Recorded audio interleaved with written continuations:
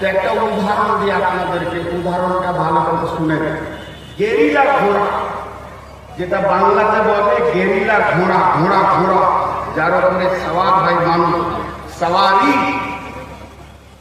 তো ওই গেরিলা ঘোড়া কাকে বলে? যে ঘোড়াগুলো যুদ্ধের কাজে লাগে, যুদ্ধে। আপনাদের এই রাজ্যে আছে কিনা জানি না, আমি তো বিহার বেশি ঘুরিনি, কাটিহার আর আপনার আড়াড়িয়া আর কিষানগঞ্জ আর ঠাকুরগঞ্জ, এর বাইরে কোথাও যাইনি। ভাগলপুর এমনি গেছি, জালসাই যাইনি, আর ওরা বুঝবেও না বাংলা। তো আমাদের কলকাতাতে ফজরের পরে বেশ কিছু ঘোড়া যেগুলো সৈন্যদের কাছে থাকে, যুদ্ধ করে, ওদের কাছে থাকে। ইডেন গার্ডেন যে ময়দানটা আছে, বিরাট ময়দান, ওখানে সৈন্যরা সকালবেলায় 1-1.5 ঘন্টা ঘোড়া দিয়ে দৌড়বে, ঘুরবে। এটাকে বলে গেরিলা ঘোড়া। ঘোড়া অনেক উঁচু, সেই রকম মজবুত ঘোড়া। ওই ঘোড়াকে তৌহিদ সালাফির মতো একটা লোক, বুঝতে পারছেন বডিটা কত মজবুত, খালি হাত দিতে আছে আর কিছু নেই, এইরকম একটা পাতলা সাতলা লোককে চাপিয়ে দেওয়া হয়েছে। তাও আবার সালাফি সাহেব হসপিটালে 18 মাস শুয়েছিল। তার মানে কি, ওর শরীরে কোনো ক্ষমতা নাই, লাগামটাও ধরতে পারছে না। এখানে কটা মন আছে? মন কটা আছে? একটা হচ্ছে যে চেপে আছে তার মন, আর একটা হচ্ছে যার উপরে চেপে আছে সেই ঘোড়ার একটা মন। ঘোড়ার একটা নিশা আছে, নিশা। কি নিশা? পুকুরে একটা দল হয় যেটাকে শোল বলে বাংলাতে।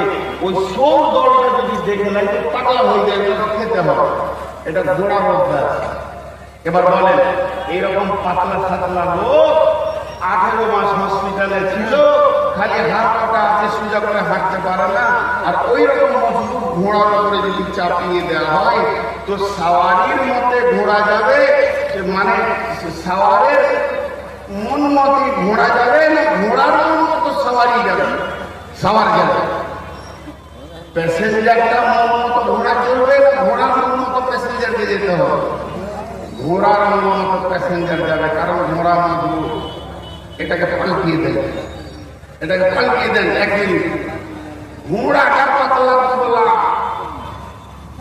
আর যে চড়েছে সে আবার মিলিটারি মেজর, ওর পেটের উপরে মারছে, বুকের ঘুমকাটা লাফিয়ে ধরছে। তাহলে যে সাওয়ারি, ও যদি মজবুত হয়, সাওয়ারিটা যদি দুর্বল হয়, আর প্যাসেঞ্জারটা যদি মজবুত হয়, তো ঘোড়াকে সামনে যেতে হবে। 5 সেকেন্ডে বলে দিচ্ছি। ঘোড়াটা যদি মজবুত হয়, প্যাসেঞ্জারটা যদি দুর্বল হয়, ঘোড়ার কাছে প্যাসেঞ্জারকে যেতে হবে। প্যাসেঞ্জারটা যদি মজবুত হয়, ঘোড়াটা যদি দুর্বল হয়, তো প্যাসেঞ্জারের মতে ঘোড়া যাবে। এখানে দুটো জিনিস আছে। দেহটা হলো ঘোড়া, আত্মা হলো তার প্যাসেঞ্জার। দেহ হলো ঘোড়া, আমার বডিটা হলো ঘোড়া, আর আত্মা এখানে সাওয়ার হয়ে আছে, এ হলো প্যাসেঞ্জার। দেহ সকালে চা খায়, রুটি খায়, পুরি খায়, ডাল ভাজা খায়, মাংস খায়, মাছ খায়, খাসি খায়, বিরিয়ানি খায়, মুরগা খায়, মাছ খায়। সারা দিন যেন দেহর উপরে আপনার আমার চর্চা লেগে আছে। তখনই কোল্ড ড্রিঙ্কস, তখনই কফি, তখনই চা, যা মন চাইছে খেতে খেতে খেতে খেতে দেহটা হয়ে গেছে মজবুত। আত্মাকে কোনোদিন খাবার আমরা দিইনি। আত্মার দামে 2 বার খাবার খায়, একবার ফজরের পর আর একবার আসরের পর। বিষ্ণু নবী সুন্নত নামাজে রাখেননি, ওই 2 টাইমে বসে বসে আল্লাহর জিকির করতে হবে। সুবহানাল্লাহ, আলহামদুলিল্লাহ, আস্তাগফিরুল্লাহ, লা ইলাহা ইল্লা আনতা সুবহানাকা ইন্নী কুনতু মিনাজ জালিমিন, লা আল্লাহুম্মা ইন্নী যালামতু নাফসি যুলমান কাসীরা ওয়া লা ইয়াগফিরু যুনুবা ইল্লা আনতা ফাগফির লি মাগফিরাতাম মিন ইনদিকা ওয়ারহামনি ইন্নাকা আনতাল গাফুরুর রহিম। তার মানে আমার আত্মা খেতে পায়নি, আমার আত্মার কাছে থালা যায়নি, আমার আত্মার কাছে পাতা যায়নি, আমার আত্মার কাছে প্লেট যায়নি। আমাদের আত্মাগুলো হয়ে গেছে দুর্বল। দুর্বল, আর দেহ হয়ে গেছে মজবুত। দেহ বলছে গান শুনব, দেহ বলছে জুয়া খেলব, দেহ বলছে চুরি করব, দেহ বলছে জেনা করব। এগুলো দেহকে মজা লাগে, দেহ করছে। আটটা ওর লাগাম ধরে রুখে মসজিদে ঢোকাতে পারছে না। কিন্তু যখন দেহ ছেড়ে দিয়ে আত্মার উপরে মেহনত করবে, হালকা বেঁচে থাকার মতো খাবে, হালকা বেঁচে থাকার মতো খাবে, আর সকাল সন্ধ্যা আল্লাহর জিকির বয়ান করবে, তখন ওর আত্মা মজবুত হয়ে যাবে। দেহ বলবে জুয়া খেলবো, আত্মা বলবে ঘুরে আয়, খবরদার যাবি না, আল্লাহকে হিসাব লাগবে। এক বোতল মদ খায়, খবরদার না মদে হাত দিবি না। আজান হয়ে গেল মসজিদে ঢোক, তার মানে হচ্ছে আমাদের জবান থেকে তসবিহ চলে গেছে, ইস্তেগফার চলে গেছে, দরুদ শরীফ চলে গেছে, আপনার আমাদের মধ্যরায় মাসুরা চলে গেছে। এমনকি নামাজে ফ্যান বসে না, নামাজটাও আমাদের নকল হয়ে গেছে, তেলাওয়াত তো আমাদের ভিতরে নাই। আজ থেকে 20 বছর আগে, 50 বছর আগে যদি বাড়ির গুলকি গুলকি হাঁটা হতো, তো কোনো না কোনো বাড়ি থেকে তেলাওয়াত শোনা যেত। দাদা কোরআন পড়ছেন, দাদিজি কোরআন পড়ছেন, নানিজি তেলাওয়াত করছেন সূরা ইয়াসিনের, নানা জান সূরা বাকারা পড়ছেন, আর কেউ সূরা হুদ পড়ছেন, কেউ সূরা তাবারাকাল্লাহি পড়ছেন, সূরা দাহার পড়ছেন। এগুলো প্রত্যেকটা বাড়ি থেকে তেলাওয়াত শোনা যেত।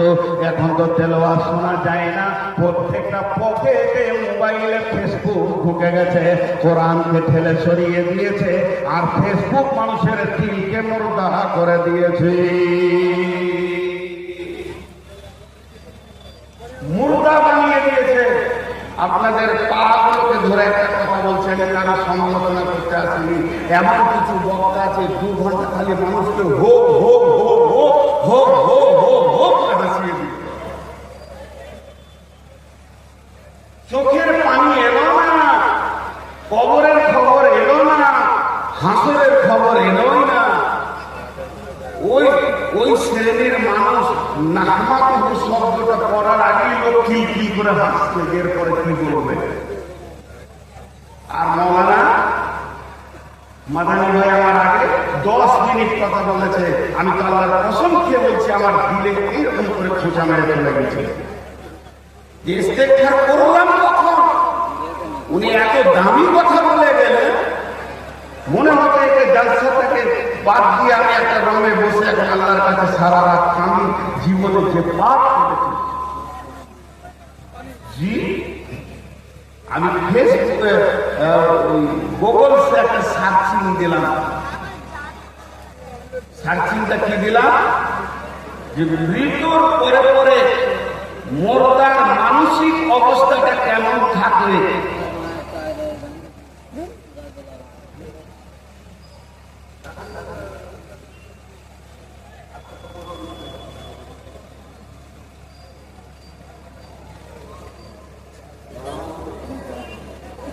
মৃত্যুর পরে পরে মানুষের মানসিকতা কেমন থাকে, 3 দিন থেকে সার্চিং করছি। ছোট দুটি জিনিস পেয়েছি, সেটাকে আপনি একটা মিশাল দিল, তারপরে বলবো। এখন বাজলো কিনা রাত্রি 12:30 বাদ দেন, এখন বাজলো রাত্রি 9টা।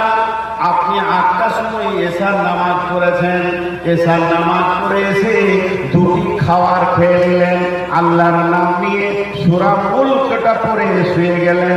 কেউ যদি শোয়ার আগে সূরা মুলক তেলাওয়াত করে, আল্লাহ তার কবরের আযাবকে মাফ করে দেবেন। এই জন্য আপনি পড়ে শুয়ে গেলেন। এরপরে আপনার হয়ে গেল ফজরের আযান, আসসালাতু খায়রুম মিনান নাওম। ফজরের আযান কটায় হচ্ছে?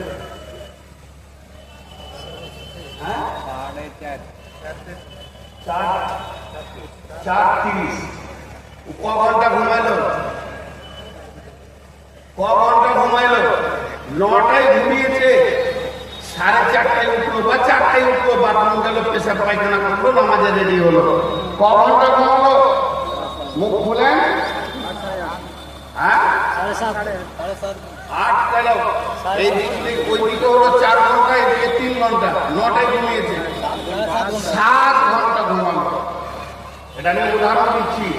মতের পরে আমাদের মানসিকতা কেমন হবে? কি বাচ্চা ছেলে না, তুই চেয়ারটা নিয়ে সামনে এলি কেন? ভাব তুই না দেবে, চল সব মাজার বসে বিয়ে হবে করে তো। চেয়ারে বসবে বড় মানুষ, হাঁটু ব্যথা, মাজায় ব্যথা, ইয়ং ছেলেগুলো বসে আছে, ওদের বাপের বয়সে তো নিচে বসে আছে, আর বিহারিরা মানুষ থেকে চালাতে যাবে, যত স্পিড চালাবে তত মাস্তান, তত দামি। ধীর স্থির ভাবে এদের যাওয়ার মানসিকতাগুলো শেষ করে ফেলে।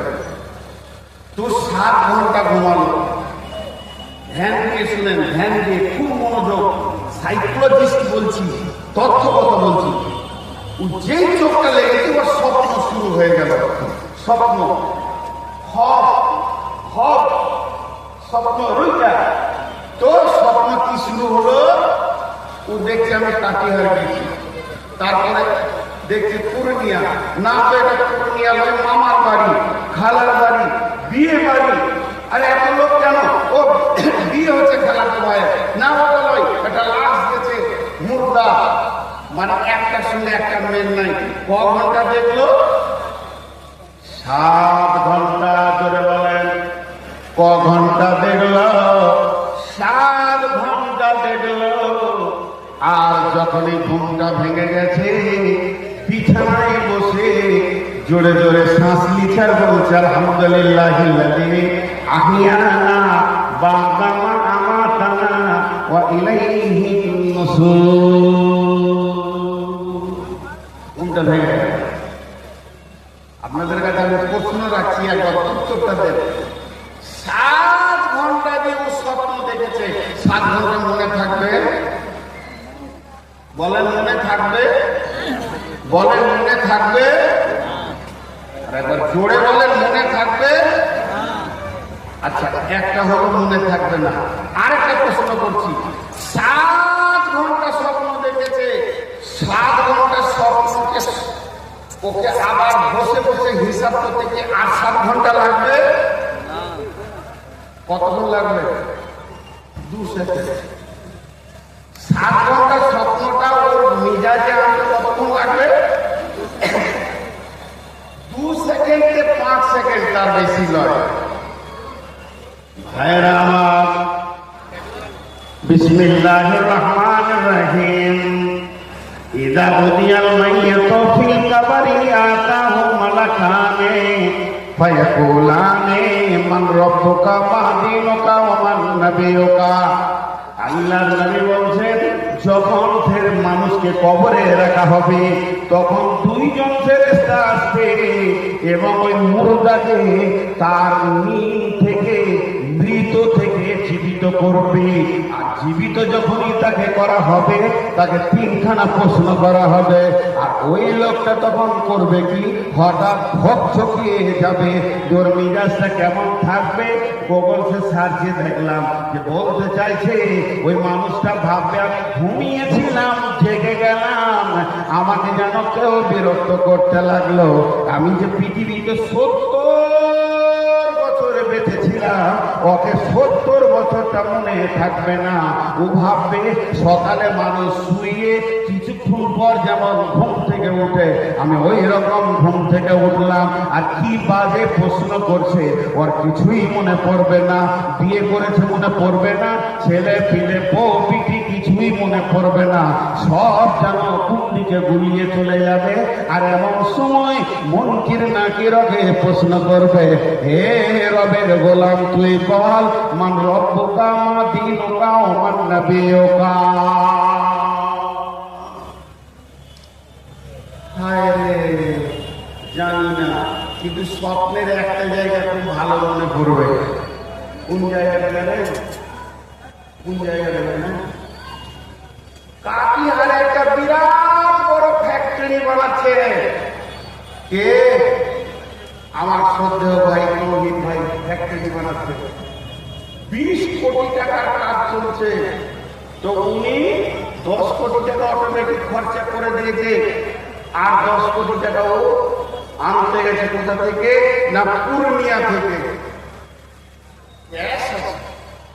খুব ডর জানে, এটাও স্বপ্নে দেখছেন উনি, স্বপ্নে দেখছেন ক্যাশ গাড়িতে এত টাকা বোঝাই তো আছে, পেটি করা আছে। আর ড্রাইভারকে বলছে খুব জোরে চালাও, খুব জোরে চালাও, জমানা খারাপ আছে, সন্ধ্যা হতে চলো, খুব জোরে চালাও। এর মাঝে দেখে পেছনে পেছনটা বুলেরও দৌড় ধরা লাগে ডাকাতের দল। ওরা দু চারটা গুলি করলে যে টায়ারটা ফাটাবো পারলে না। আর এমন করে গাড়িটাকে টার্নিং নিতে গেল কাটিহার ঢোকার আগে, তো গাড়ি রোড থেকে বের হয়ে ওই একদম ফ্লাইওভারের উপর থেকে নিচে দপ করে পড়লো।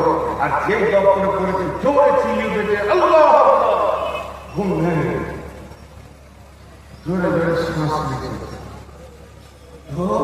সালা সাহেব বিবি বলছে কি হলো বিছানায় এত চিল্লায় বিছানায়? বলছে রে কত কোটি টাকা ছিল, হাত ছাড়া হয়ে গেল, সব চলে গেল। ঘুম ভাঙলে সব ভুলে যাবে, খালি ওইখানটা মনে পড়বে যাক বেঁচে। এক্সিডেন্টটা অরিজিনাল হয়নি, স্বপ্নই হয়েছে, ওইটা বারবার মনে পড়বে। এটা কেন উদাহরণ দিলাম? এই মিশালটা এই জন্য দিলাম, যে লোকটা পৃথিবীতে যে জিনিসটাকে নিয়ে বেশি পেরেশান থাকবে ওইটা তার কবরে বারবার মনে পড়বে। কেউ যদি চাষ নিয়ে পেরেশান, তার চাষটা মনে পড়বে। কেউ যদি তার আপনার কিনা আর দোকান নিয়ে পেরেশান, ব্যবসা নিয়ে পেরেশান, তার ব্যবসাটা বারবার মনে পড়বে। এক কথায় বলি, এই হায়াতের জিন্দেগিতে যেটাকে নিয়ে বেশি সময় কাটাবে আর যেটাকে নিয়ে বেশি মেহনত লাগাবে, যেটাকে নিয়ে ও পাসিনা ঝরাবে, ওটাই কবরে মনে পড়বে। কবরওয়ালা বলবে মান রব্বুকা, তখন ও বলবে আমার রব হলো দোকান, আমার রব হলো চাকরি, আমার রব হলো চাষ, আমার রব হলো জলসা। এই কথা উত্তর দিবে। তাই আমার আল্লাহ বলছেন মা ফিস সামাওয়াতি ওয়া মা ফিল আরদিল আজিম আজিল কুদ্দুস মালিকুল কুদ্দুসিল আজিজিল হাকিম। তোমরা তাসবিহ বয়ান করো, তোমরা পেরেশান হয়ে থাকো, আল্লাহ তাসবিহকে নিয়ে পাগলা বেনে যাও। তোমাকে দেখলে অন্যজন বলবে পাগল, এ আল্লাহর পাগল মাজনুন হয়ে গেছে। তুমি এত বেশি আল্লাহকে আপন বানাবে, তুমি আল্লাহ ছাড়া কিছুই বুঝবে না। যখন কবরে তোমার প্রশ্ন করা হবে মান রব্বুকা, আল্লাহ তোমার জবাব দিয়ে বের করবে রব্বি আল্লাহ।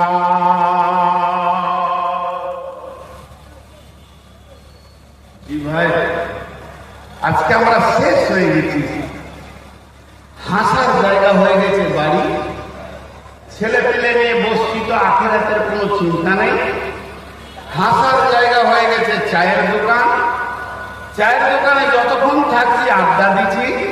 হাসার জায়গা হয়ে গেছে মার্কেট, হাসার জায়গা হয়ে গেছে বন্ধু, হাসার জায়গা হয়ে গেছে ফেসবুক, হাসার জায়গা হয়ে গেছে ইউটিউব, হাসার জায়গা হয়ে গেছে গুগল। হাস হাস আর হাস, আর মানুষ যত হাসবে তত আল্লাহকে ভুলবে। মানুষ যত হাসবে তত আর দিল মজবুত হবে।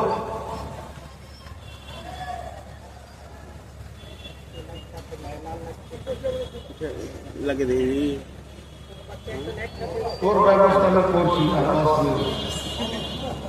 তোর দোষ নাই বা ফ্যাক্টরির দোষ, তোকে যারা বানিয়েছে তাদের।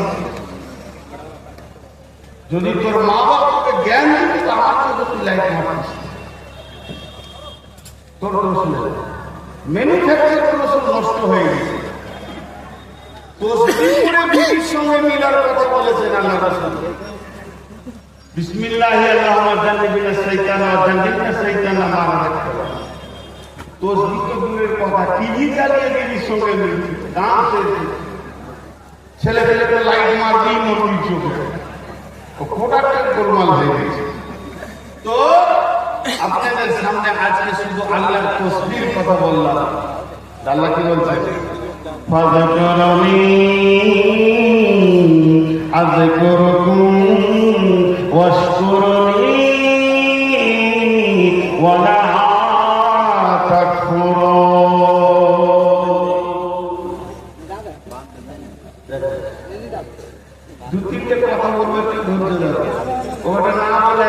যাচ্ছি না ইনশাআল্লাহ। আল্লাহ বলছে তোরা আমাকে ডাক, তোরা আমাকে ডাক, তাহলে আমি তোদেরকে ডাকবো।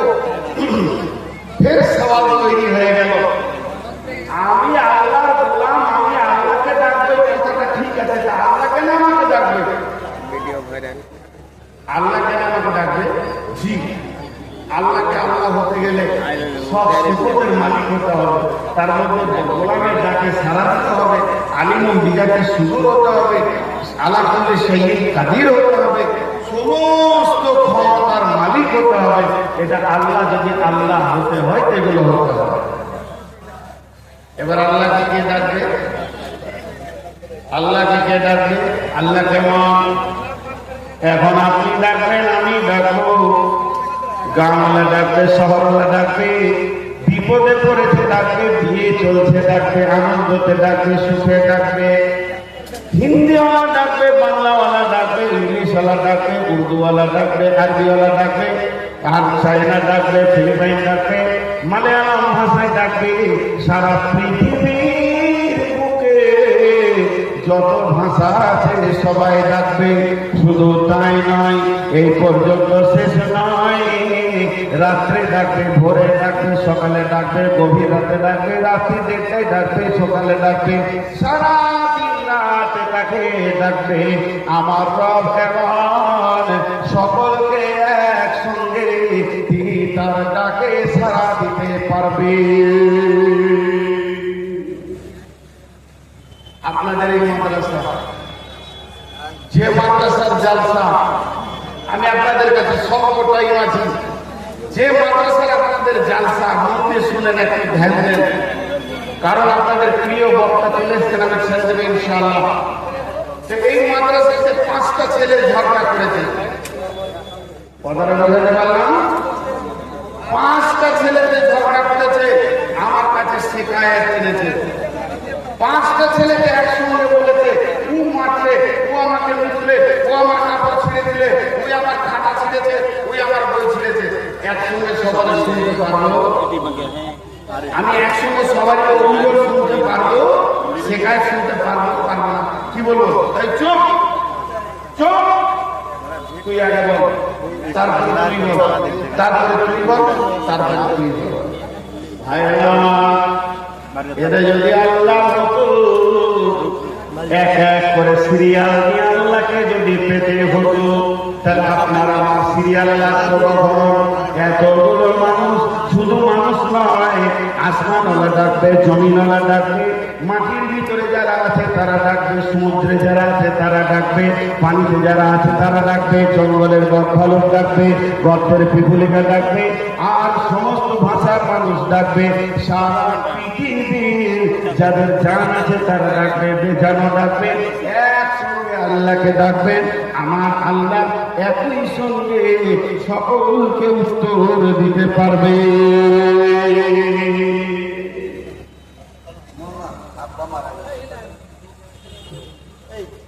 আল্লাহ সকলকে উত্তর দিতে পারবে। জি, আরো কিছু ডিপি গভীর কথা ছিল, হায়াত বাকি তো বল বাকি। আবার যদি কোনোদিন বেঁচে থাকি তো আপনাদেরকে শোনাবো কিছু কথা। শুধু একটা কথা বলে বিদায় নিচ্ছি।